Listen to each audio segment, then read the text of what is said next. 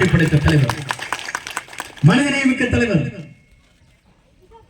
அன்றைக்கெல்லாம் பார்க்கின்ற போது நாம் ஒவ்வொரு திட்டங்களை நாம் பார்ப்போம். பேரறிஞர் பெருந்தகை அண்ணா அவர்தான் தொழிலாளர் நிலவே அவர்களுக்காக விழா எடுக்க வேண்டும் என்று திராவிட இயக்கத்தின் தோற்றுவித்த பேரறிஞர் அண்ணா அவர்கள் அதை குறிப்பிட்டார். தொடர்ந்து அந்த பணிகள் நடைபெற்றது. ஆனால் புரட்சி தலைவர் தோன்றினார்.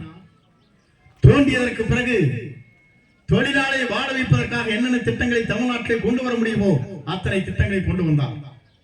ஒரு புறத்திலே விவசாய தொழிலாளிகள், மற்றொரு புறத்திலே தொழிற்சாலையிலே செய்கின்ற தொழிலாளிகள், அதே போல இங்கே இருக்கின்ற கட்டட தொழிலாளிகள், நெசவு தொழிலாளிகள், போக்குவரத்து தொழிலாளிகள், மின்சார தொழிலாளிகள், அதே போல கூட்டுறவு சங்கத்திலே பணியாற்றக்கூடிய தொழிலாளிகள், அதே போல உணவுத்துறையிலே அந்த பணிகளை ஆற்றிக் கொண்டிருக்கிற அந்த தொழிலாளிகள், மூட்டை தூக்கிற தொழிலாளிகள், அனைத்து தொழிலாளர்கள் ஒருங்கிணைந்து இந்த பணிகளை மேற்கொண்டு அந்த தொழிலாளருக்காக என்ன செய்யப்பட வேண்டுமோ, இன்றைக்கு எனக்கு முன்னாலே உரையாற்றிய போது இங்கே சொன்னார்களே, சிக்கோகோ நகரிலே 12 மணி நேரம் வேலை இருந்ததை மாற்றி 8 மணி நேரம் தான் வேலை கொடுக்க வேண்டும், அதுதான் தொழிலாளர் தினம் என்று கொண்டாடப்பட்டதை.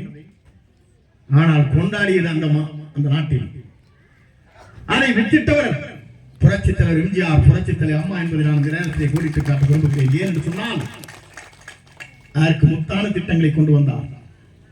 தொழிலாளியுடைய கண்ணீர் சிந்தக்கூடாது என்பதை நினைத்தார். தொழிலாளிக்காக என்னென்ன திட்டங்களை கொண்டு வர முடியும் அந்த திட்டங்களை கொண்டு வந்தார். இங்க அமர்ந்து கொண்டிருக்கிற ஜப்பாருக்கு தெரியும், தமிழ்நாட்டில் வரலாற்று மட்டுமல்ல கம்யூனிஸ்ட் சித்தாந்தங்களை பேசுகிற மேற்கு வங்காளத்தில் இன்றைக்கு இல்லை. 96 5 முறை மேற்கு வங்காளத்தில் முதலமைச்சராக இருந்த அவர் கொண்டு வரவில்லை. 3வது திட்டமாக போக்குவரத்து துறையில் ஒரு வரலாறு படைத்த காலம் புரட்சி தலைவர் அம்மா அவர் 95 பேச்சுவார்த்தை நடத்துகிற போது ஒரு வரலாற்றை படைத்தார்.